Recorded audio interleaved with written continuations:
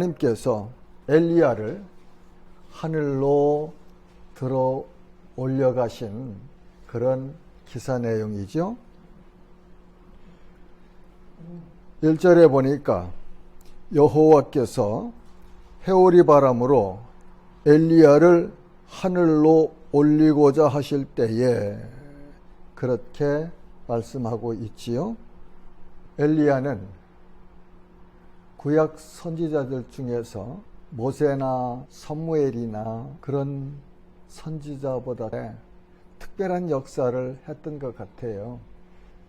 그런데 이 엘리야의 사역들을 보면서 우리는 엘리야를 선지자로 세우시고 사용하시고 이적들을 행하신 엘리야의 주인이신 여호와 하나님을 보는 눈이 열려야 할 것입니다. 그래야만이 우리가 하나님을 바로 알 수 있고, 그리고 엘리야의 사역을 통해서 역사하신 하나님의 그 능력을 볼 수가 있지요. 엘리야가 엘리사와 더불어 길갈에서 나가더니 이제 여호와께서 해오리 바람으로 엘리야를 하늘로 올리고자 하실 때에 이렇게 엘리야와 엘리사가 더불어 길갈에서 나갔더니 그렇게 말씀은 기록하여 주셨어요. 두 선지자가 함께 길을 갑니다. 스승과 제자가 함께 갑니다. 그런데 놀랍게도 마지막까지 그렇게 스승과 제자가 함께 가는 것을 볼 수 있죠. 그래서 이 내용을 통해서 우리가 받아야 될 교훈은 우리도 우리의 구주시며 스승이신 예수님을 끝까지 따라가면서 마지막까지 같이 가는 그런 은혜를 누려야 되겠다 하는 생각을 하게 됩니다. 2절에는 엘리야가 엘리사에게 이르되 청하건대 너는 여기 머물라 여호와께서 나를 베델로 보내시느니라 하니 엘리사가 이르되 여호와께서 살아계심과 당신의 영혼이 살아있음을 두고 맹세하노니 내가 당신을 떠나지 아니하겠나이다 하는지라. 이에 두 사람이 베델로 내려가니 스승인 선지자 엘리야가 엘리사에게 나 하나님께서 이렇게 여호와께서 자리를 옮기라고 하시니까 옮길 거니까 너는 여기 있으라 그렇게 말하니까 제자인 엘리사가 하는 말이요 엄청납니다. 엄청난데 여호와께 살아계심과 당신의 영혼이 살아있음을 두고 맹세하노니 내가 당신을 떠나지 아니하겠나이다. 아니요, 선생님 떠나지 않을 거예요. 그런 게 아니고 여호와께서 살아계심과 당신의 영이 살아있음을 두고 맹세하노니 내가 당신을 떠나지 아니하겠나이다. 이 엘리사의 이 하는 말, 이 말을 마음속에 우리가 심고 우리도 주님을 끝까지 이렇게 내 생명을 걸고 그렇게 따라가겠습니다 하는 믿음을 이 시간 마음판에 새기면 좋겠습니다. 이 말씀을 보면은 제가 지난번에 한번 성경 공부하며 얘기했던 룻이 또한 그렇게 했죠. 그렇죠? 시어머니 나오미가 남편 잃은 자부에게, 며느리에게 이제 내겐 소망도 없고 그러니까 내 민족으로 돌아가라. 그러니까 룻이 그러죠. 아니요. 나는 갈 데가 없습니다. 나는 오직 어머니 곁을 지키며 어머니를 따라 가겠습니다. 어머니가 가시는 곳에 내가 가고, 어머니가 머무시는 곳에 내가 머물고, 어머니가 섬기는 여호와 하나님이 나의 하나님이 되고, 어머니의 민족이 내 민족이 될 것입니다 하면서 그 시어머니 나오미를 붙잡았더라. 그러고 붙잡았더라. 붙잡고 쫓아갔더라. 가까이 떨어지지 아니하고 함께 갔더라. 그런 의미 아니겠습니까? 엘리사처럼 그 룻기에 나온 룻처럼 우리도 이 시대에 하나님을 말씀을 따라서 이렇게 떠나지 아니하고 날마다 새롭게 주님과 동행하는 삶을 살아야 되겠다, 그런 생각을 합니다. 코로나로 인해서 우리 믿음이 드러나기도 하고 또한 어쩌면 믿음이 식어지기도 하고 하는 그런 현상들을 우리가 볼 수 있는 것 같아요. 이럴 때 우리가 어떻게 살 것인가? 어떻게 살 것인가? 나를 구원하신 예수 그리스도, 나를 자녀 삼아주신 하나님, 나를 억만 죄악 가운데서 건져주신 하나님, 나를 영원한 멸망 심판에서 건져주신 그 하나님의 은혜를 깨달았으면 우리도 하나님과 함께 엘리사처럼 이렇게 가까이 하면서 끝까지 따라가면 참 좋겠다 하는 생각을 하게 됩니다. 4절에 보니까 엘리야가 그에게 이르되 엘리사야, 청하건대 너는 여기 머물라. 여호와께서 나를 여리고로 보내시느니라. 엘리사가 이르되 여호와께 살아계심과 당신의 영혼이 살아있음을 두고 맹세하노니 내가 당신을 떠나지 아니하겠나이다 하니라. 그들이 여리고에 이르매. 자, 길갈에서 베델로 갈 때 그렇게 엘리야가 너 여기 머물러라. 그러니까 엘리사가 아닙니다. 나는 하나님의 살아계심과 당신의 영의 살아있음을 두고 맹세하노니 내가 절대로 떠나지 아니하겠습니다. 근데 3번을 이렇게 장소를 옮겨가면서 똑같은 패턴의 말씀을 기록하고 있거든요. 3번을. 엘리야가 너 여기 머물러라. 그러니까 엘리사가 아니요, 나는 당신 곁을 떠나지 아니하고 내가 쫓아가겠습니다. 그 다음에는 여리고에서 요단으로 하나님께서 보내실 때 또 똑같은 단어를 사용해서 기록하여 우리에게 가르쳐주고 계십니다. 그런 걸 보면 어떠한 상황에서든지 즐겁든지 슬프든지 기쁘든지 힘들든지 끝까지 주님을 따라가는 이 순례자의 길에서 가는 길이 협착하고 좁은 길일지라도 그곳에 주님께서 말씀하시기를 그 좁은 길에 생명이 있다고 가르쳐 주셨으니 우리도 성령의 인도하심 따라서 끝까지 주님 손 붙잡고 이 길을 가야 하지 않을까 생각을 합니다. 자, 이제 그 요단에 이르니까 그곳에 있는 선지자의 생도들이 제자 50명이 멀리서 두 선지자를 바라보고 있네요. 그럴 때 엘리야가 엘리사에게 묻습니다. 나를 내게서 데려감을 당하기 전에 내가 내게 어떻게 할지를 구하라. 나 이제 주님 나라로 가는데, 하나님 나라로 가는데 가기 전에 내가 내게 어떻게 해주기를 원하느냐. 그렇게 묻죠. 그때 엘리사가 대답합니다.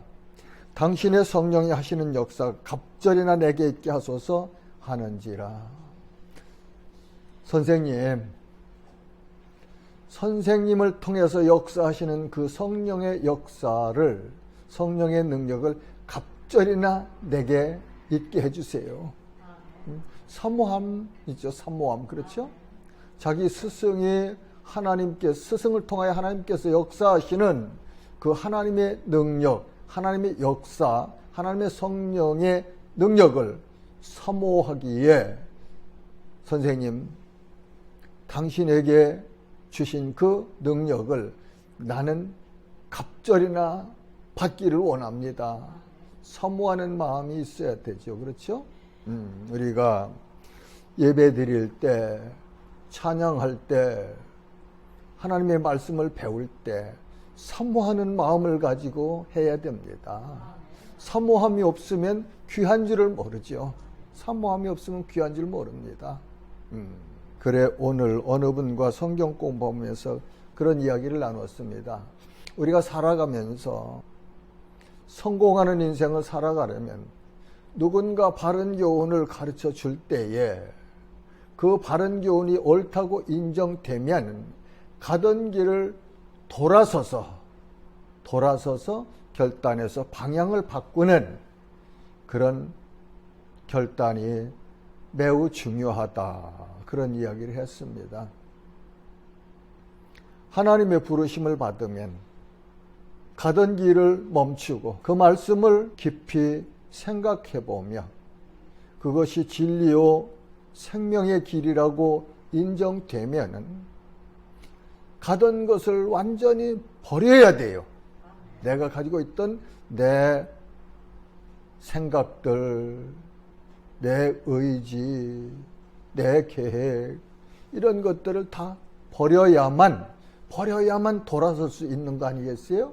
거기에 대해 미련을 가지고 집착하고 있으면 돌아설 수가 없죠. 버릴 수가 없잖아요. 버릴 때 돌아설 수 있죠. 그래서 이렇게 돌아서는 결단, 인생 살아가면서 매우 중요한 그런 결단이다 생각을 합니다. 엘리야가 자기 제자에게 10절에 이렇게 말하죠. 이르되 내가 어려운 일을 구하는도다.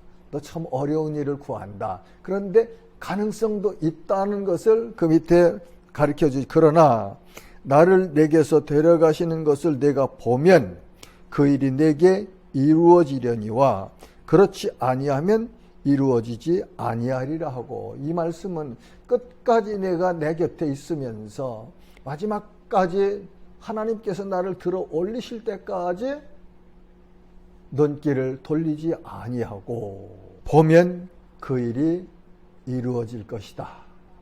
이제 그렇게 됐는지 안 됐는지는 이 후의 말씀들을 통해서 우리가 이제 봐야 되죠. 그렇죠?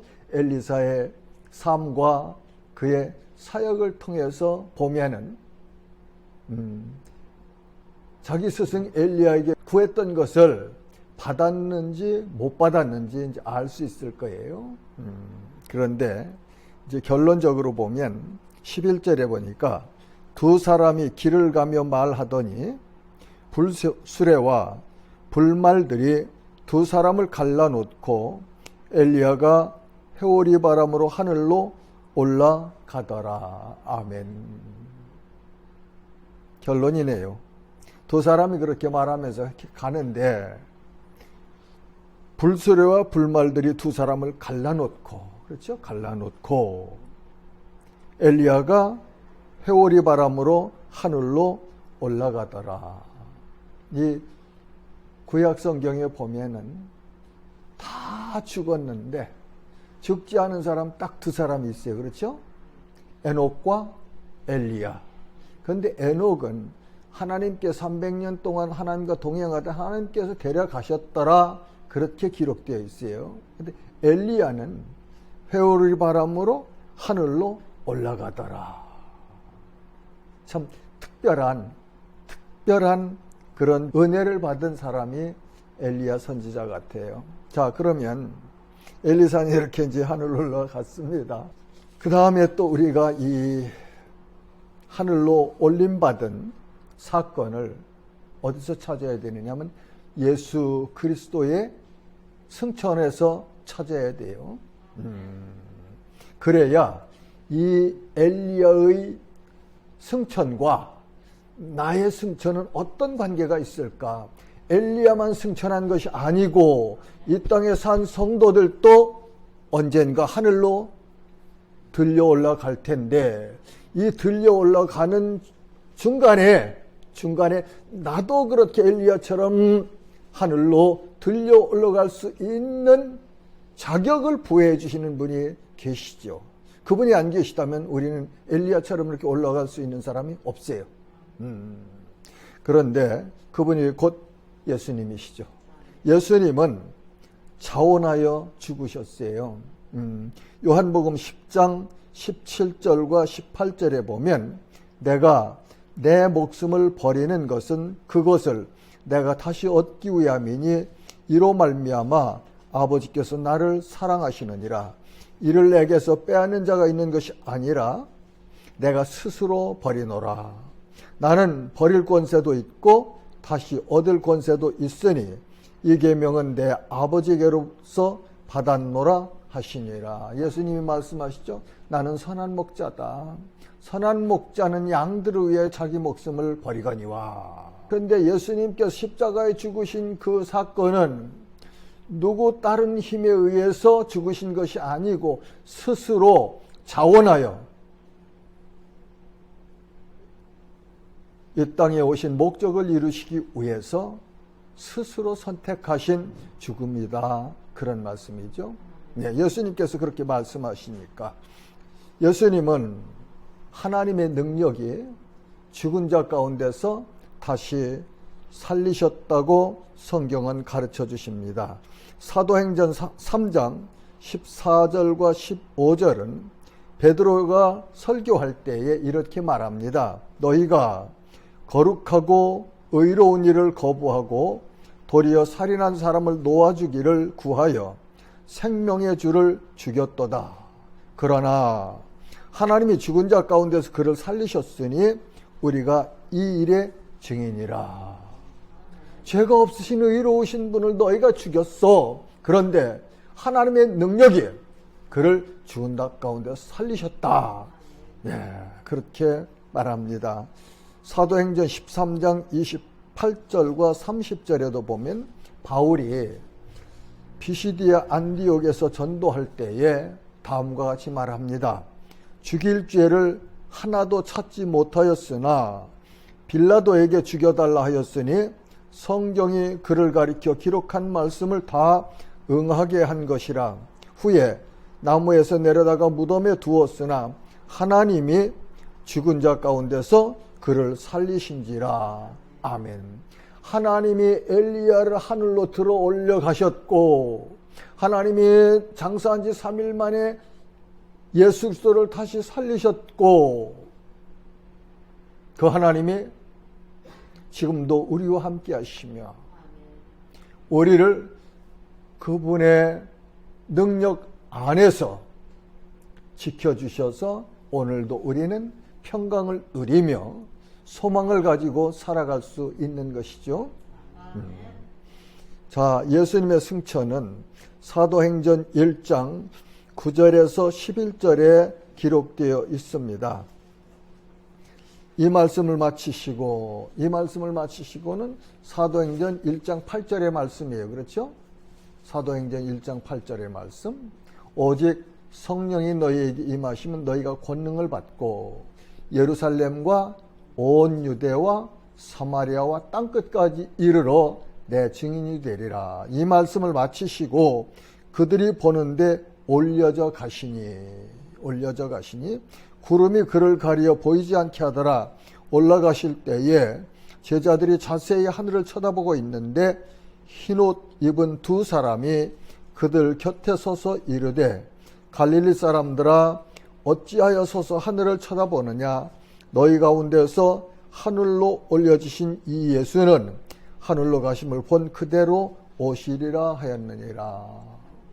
초림 때는 성령으로 동정녀 마리아의 몸을 통해서 아기 예수로 태어나셔서 이 땅에서 자라셨고 30세쯤 되어 공생애를 시작하셨고 3년 동안 그 사역을 마치시고 십자가에 죽으셨던 예수님, 장사한 지 3일 만에 부활하시고 40일 동안 이 땅에 계시며 제자들에게 나타나셨고 그리고 승천하신 모습을 이렇게 기록하여 우리에게 가르쳐 주십니다. 그러시면서 그 예수님은 올려져 가신 그 모습대로 다시 오실 것이다 하고 약속을 하셨네요. 그 다음에 성도인 우리들도 승천할 것입니다.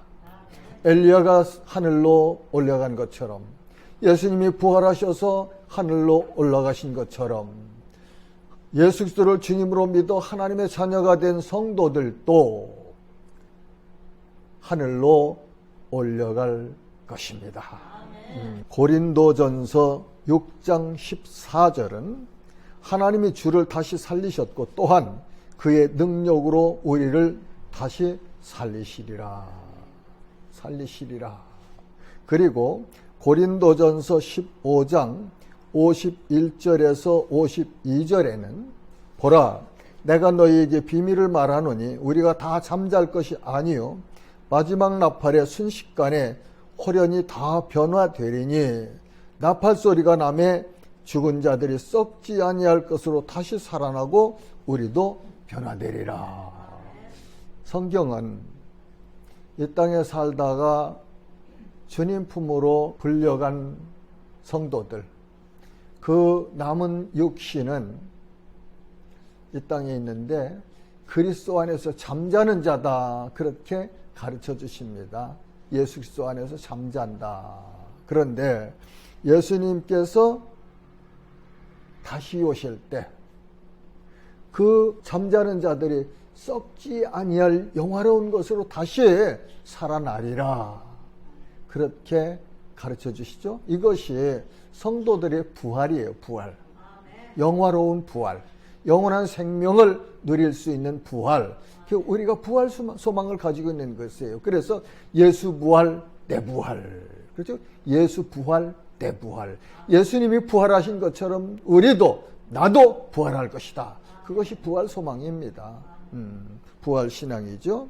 그 다음에 데살로니가전서 4장 16절과 17절은 주께서 호령과 천사장의 소리와 하나님의 나팔 소리로 친히 하늘로부터 강림하시리니, 내려오신단 말이죠. 강림하시리니 그리스도 안에서 죽은 자들이 먼저 일어나고 그리스도 안에서 잠자는 자, 주님이 오실 때 이전에 이 땅에서 떠난 하나님의 사람들, 성도들이 먼저 일어난다고 하시네요. 그 후에 우리 살아남은 자들도 그들과 함께 구름 속으로 끌어올려 공중에서 주를 영접하게 하시리니 그리하여 우리가 항상 주와 함께 있으리라. 아멘.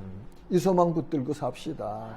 코로나가 아무리 우리를 엄습해 올지라도, 우리를 두렵게 할지라도 두려워할 이유가 없잖아요. 왜?